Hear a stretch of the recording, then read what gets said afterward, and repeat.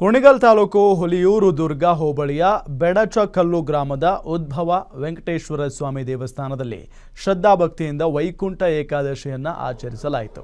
ಸಾವಿರಾರು ಭಕ್ತರು ವೆಂಕಟೇಶ್ವರನ ದರ್ಶನ ಮಾಡಿ ವೈಕುಂಠ ದ್ವಾರದ ದರ್ಶನ ಪಡೆದರು.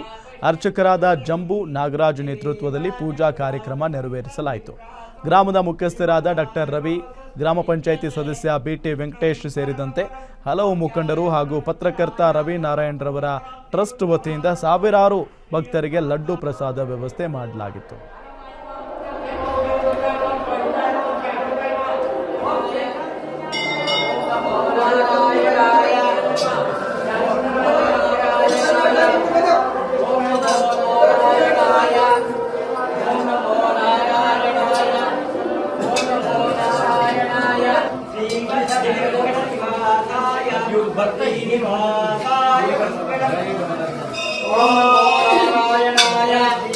ओम नमो नारायणाय